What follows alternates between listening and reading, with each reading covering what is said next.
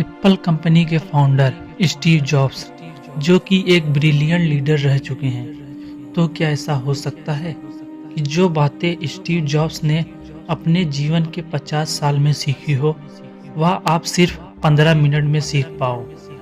इसका जवाब है हाँ, ऐसा हो सकता है। स्टीव जॉब्स ने स्टैनफोर्ड यूनिवर्सिटी में एक स्पीच दी थी और उसमें उन्होंने अपने जीवन की सबसे बड़ी लर्निंग को 15 मिनट में बताया था, इन कहानियों के माध्यम से। और संदीप सर ने भी इस स्पीच को हाईली रिकमेंड किया है हर इंसान के लिए। तो आज शब्द सारे स्टीव जॉब्स के हैं, मैं तो बस उन्हें आवाज़ देकर हिंदी में और बहुत ही आसान भाषा का प्रयोग करके आप तक पहुंचा रहा हूं, ताकि कोई भी ऐसा ना हो जो विश्व की सबसे बेहतरीन स्पीच को सिर्फ लैंग्वेज बैरियर की वजह से न सुन पाए। तो मन को सारी चिंताओं और बाहरी विचारों से मुक्त कर दें। आज आप वो सुनने वाले हैं जिसकी वजह से आपकी ज़िंदगी में एक विस्फोटक परिवर्तन आ सकता है। इस स्पीच को सुनने के बाद आप आंदोलित हो उठेंगे। तो आइए बिना किसी देरी के हम शुरुआत करते हैं। धन्यवाद। आज विश्व के सबसे बेहतरीन विश्वविद्यालयों में से एक के दीक्षांत समारोह में आप सभी के साथ होना मेरे लिए सम्मान की बात है। मैं आपको सच बताना चाहता हूँ, मैं कभी किसी कॉलेज से पास नहीं हुआ और आज पहली बार मैं किसी कॉलेज ग्रेजुएशन समारोह के इतने नज़दीक तक पहुँचा हूँ। आज मैं आप सभी को अपने जीवन की 3 कहानियाँ सुनाऊंगा, ज़्यादा नहीं, बस 3 कहानियाँ। पहली कहानी है डॉट्स कनेक्ट करने के विषय में। रीड कॉलेज में एडमिशन लेने के बाद मैंने 6 महीने के अंदर ही पढ़ाई छोड़ दी थी, लेकिन मैं उसके बाद 18 महीने तक वहाँ किसी तरह आता जाता रहता। तो सवाल यहाँ पर यह आता है कि फिर मैंने कॉलेज क्यों छोड़ा? इसकी शुरुआत मेरे जन्म से पहले की है। मुझे जन्म देने वाली माता एक यंग अविवाहित ग्रेजुएटेड स्टूडेंट थी और वह चाहती थी कि मुझे कोई गोद ले ले, लेकिन इसी के साथ वह यह भी चाहती थी कि जो भी मुझे गोद ले वह कॉलेज ग्रेजुएट जरूर रहे। और इसी प्रकार पहले से ही सब कुछ सेट था। मैं एक वकील और उसकी पत्नी के द्वारा एडॉप्ट किए जाने वाला था, लेकिन जैसे ही मैं इस दुनिया में आया, लास्ट मिनट पर उन्होंने अचानक अपना मन बदल लिया और उन्होंने कहा कि उन्हें तो एक लड़की चाहिए थी। इसीलिए आधी रात को मेरे माता पिता को कॉल किया गया, जो कि वेटिंग लिस्ट में थे, और उन्हें कॉल करके बताया गया कि हमारे पास में एक बेबी बॉय है, क्या आप उसे गोद लेना चाहोगे? और उन्होंने तुरंत हाँ कर दी। लेकिन बाद में मेरी जन्म देने वाली माता को पता चला कि जिन्होंने मुझे गोद लिया है वो कॉलेज ग्रेजुएट नहीं है और पिता तो हाई स्कूल पास भी नहीं है, और इसीलिए उन्होंने अंतिम एडॉप्शन पेपर पर साइन करने से मना कर दिया। लेकिन फिर कुछ ही महीनों के बाद मेरे होने वाले माता पिता ने मेरी माँ को वचन दिया कि हम इसे कॉलेज ज़रूर भेजेंगे, और इस वजह से उसकी माता मान गई और फिर मुझे एडॉप्ट कर लिया गया। और कुछ इस तरह मेरी ज़िंदगी की शुरुआत हुई और 17 वर्ष के बाद मैं कॉलेज गया। लेकिन गलती से मैंने स्टैनफोर्ड जैसा एक महंगा कॉलेज चुन लिया। मेरे वर्किंग माता पिता की सारी पूंजी पढ़ाई में खर्च होने लगी और 6 महीने के बाद मुझे इस पढ़ाई का कोई भी महत्व नहीं दिखाई दे रहा था। मुझे कोई आइडिया नहीं था कि मैं अपनी ज़िंदगी में क्या करना चाहता हूँ। कोई आइडिया नहीं था कि किस तरीके से कॉलेज मेरी मदद करेगा अपनी ज़िंदगी में कुछ करने के लिए। और यहाँ पर मैं अपने माता पिता की जीवन भर की पूंजी पढ़ाई में खर्च करता जा रहा था, और इसीलिए मैंने कॉलेज ड्रॉप आउट करने का डिसीजन लिया और यही सोचा कि जो होगा अच्छा होगा। उस समय मुझे यह चीज़ बहुत ही डरावनी लगी, लेकिन जब बीते समय को आज मैं देखता हूँ तो मुझे लगता है कि यह मेरी जिंदगी का सबसे बेस्ट डिसीजन था। वो कैसे, मैं आपको बताता हूँ। जैसे ही मैंने कॉलेज ड्रॉप आउट किया था तो मैंने उन क्लासेस को करना छोड़ दिया था जिसमें मेरा इंटरेस्ट नहीं था, और केवल मैं उन्हीं क्लासेस को करता था जिसमें मेरा इंटरेस्ट था। और ये सब कुछ करना इतना आसान भी नहीं था, क्योंकि मेरे पास रहने के लिए कोई कमरा नहीं था। इसीलिए दोस्तों के कमरों में मैं ज़मीन पर सोता था मैं कोक की बोतलों को लौटाकर मिलने वाले पैसों से खाना खाता था। मैं हर संडे 7 मील पैदल चलकर हरे कृष्ण मंदिर जाता था, जिससे कि हफ्ते में कम से कम एक बार मैं पेट भरकर खाना खा सकूं, और यह मुझे बहुत ही अच्छा लगता था। मैं अब आपको बताता हूं कि क्यों कॉलेज ड्रॉप आउट करना मेरी जिंदगी का सबसे बेस्ट डिसीजन था। उस समय रीड कॉलेज देश की सबसे अच्छी जगह थी, जहां कैलीग्राफी सिखाई जाती थी। पूरे कॉलेज परिसर में हर एक पोस्टर, हर एक लेवल पर बहुत ही खूबसूरती से हाथों से कैलीग्राफर था। और क्योंकि मैंने कॉलेज छोड़ चुका था, इसीलिए मुझे सामान्य क्लासेस करने की कोई आवश्यकता नहीं थी। तो मैंने निर्णय लिया कि मैं कैलीग्राफी की क्लासेस करूंगा और इसे अच्छी तरीके से सीखूं। तो मैंने सेरीफर सेन सेरी टाइप फेमस के बारे में मैं सीखा। अलग अलग अक्षरों में बीच में स्पेस वारी करना सीखा, और किसी अच्छी टाइपोग्राफी को क्या अच्छा बनाती है यह भी मैंने सीखा। यह सब कुछ बहुत खूबसूरत था, ऐतिहासिक था, और इसे साइंस के द्वारा कैप्चर नहीं किया जा सकता था, और ये सभी मुझे बहुत ही आकर्षक लगता था। उस समय मेरा ऐसा कोई भी विचार नहीं था कि मैं इन चीज़ों का प्रयोग कभी अपने जीवन में करूंगा। लेकिन जब 10 साल बाद हम अपना पहला मैकिंतोश कंप्यूटर बना रहे थे, तब मैंने इसे मैक में डिज़ाइन करा, और यह बहुत ही खूबसूरत टाइपोग्राफी वाला विश्व का पहला कंप्यूटर बन गया। अगर मैंने कॉलेज में केवल कैलीग्राफी में प्रवेश नहीं लिया होता, तो मैक में कभी भी मल्टीपल टाइप फेमसेस या प्रोपोर्शनली स्पेस्ड फॉन्ट्स नहीं होते।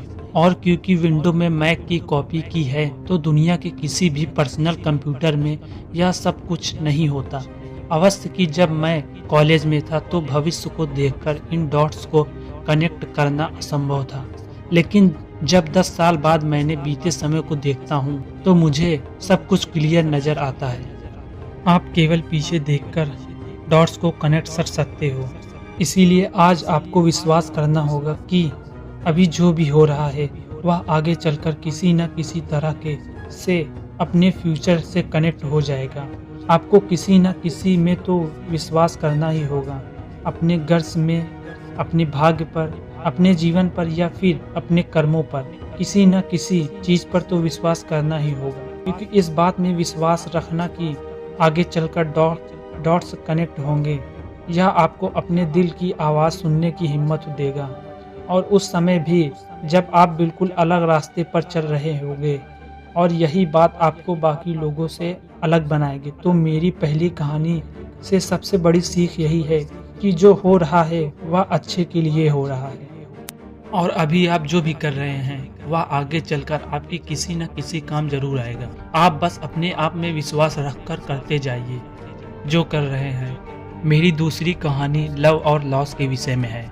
मैं बहुत ही भाग्यशाली था कि जिससे मैं प्यार करता था वह मुझे जल्दी मिल गई। वाज और मैंने अपने पिता के गैराज से एप्पल की शुरुआत की थी जब मैं 20 साल का था, और हमने बहुत मेहनत की और 10 साल में एप्पल कंपनी 2 लोगों से बढ़कर $2 मिलियन और 4000 लोगों की कंपनी हो गई। हमने अभी 1 साल पहले ही मैकिंतोश रिलीज किया, और मैं 30 साल का हो गया था, और कंपनी ने मुझे निकाल दिया था। आप सभी लोग सोच रहे होंगे कि अपनी ही बनाई हुई कंपनी में मुझे कैसे निकाल दिया गया। जैसे जैसे एप्पल ग्रो करने लगी, हमने एक बुद्धिमान आदमी को हायर किया, जिसे मैंने सोचा कि वह मेरे साथ मिलकर कंपनी को आगे बढ़ाएगा। पहले 1 साल सब कुछ ठीक चल रहा था, लेकिन फिर उसके बाद कंपनी के फ्यूचर विजन को लेकर हम दोनों में विवाद होने लगे, और बात बोर्ड ऑफ डायरेक्टर तक पहुंच गई, और उन लोगों ने उसका साथ दिया, और इस तरीके से 30 वर्ष की आयु में मुझे अपनी ही कंपनी से निकाल दिया गया। जो मेरी पूरी एडल्ट लाइफ का फोकस था वह अब खत्म हो चुका था, और यह पूरी तरह से मुझे बर्बाद करने वाला था। और कुछ महीनों तक मुझे कुछ भी समझ में नहीं आया कि मैं क्या करूं।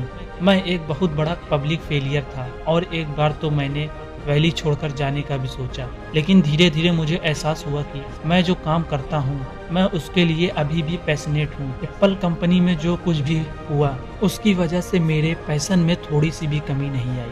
मुझे उन्होंने अस्वीकार कर दिया, लेकिन फिर भी मैं अपने काम से प्यार करता हूँ, और इसीलिए मैंने एक बार फिर से शुरुआत करने की सोची। उस वक्त यह नहीं देख पाया था, लेकिन अब मुझे लगता है कि एप्पल से निकाले जाने से अच्छा मेरे साथ कुछ और हो ही नहीं सकता था। सफल होने का बोझ अब बिगिनर होने से हल्केपन में बदल चुका था। एक बार फिर से स्वयं को बहुत ही हल्का महसूस कर रहा था और इसी आज़ादी की वजह से मैंने अपने जीवन के सबसे क्रिएटिव पीरियड में चला गया। अगले 5 सालों में मैंने कंपनी नेक्स्ट और दूसरी कंपनी पिक्सर शुरू कर दी और इसी दौरान मैं एक बहुत ही अद्भुत महिला से मिला जो कि आगे चलकर मेरी पत्नी बनी। पिक्सर ने विश्व की पहली computer animated movie toy story बनाई और आज के समय यह दुनिया का सबसे पहला और सफल एनिमेशन स्टूडियो है। और एप्पल ने एक अप्रत्याशित कदम उठाते हुए नेक्स्ट को खरीद लिया और मैं फिर से एप्पल में चला गया। आज एप्पल नेक्स्ट द्वारा विकसित की गई टेक्नोलॉजी का उपयोग करती है। तो यहाँ पर मैं पूरे विश्वास के साथ मैं कह सकता हूँ कि अगर मुझे एप्पल से निकाला नहीं गया होता तो यह सब कुछ मेरे साथ नहीं होता। यह एक कड़वी दवाई थी, लेकिन मेरे विचार में एक मरीज को उसकी जरूरत थी। कभी कभी जिंदगी आपको इस तरह की ठोकर मारती है, लेकिन आप विश्वास मत खोइए। मैं विश्वास के साथ कह सकता हूँ कि मैं सिर्फ इसलिए आगे बढ़ता गया क्योंकि मैं अपने काम से प्यार करता था। जितना अपने प्यार को जानना जरूरी है, उतना ही जरूरी है अपने काम को खोजना जिसे आप सच में एंजॉय करते हो, क्योंकि आपका काम आपकी जिंदगी का एक बहुत ही बड़ा हिस्सा होता है। और वास्तविक रूप से संतुष्ट होने का यही एक तरीका है कि आप वो करें जिसे आप एक बड़ा काम समझते हैं।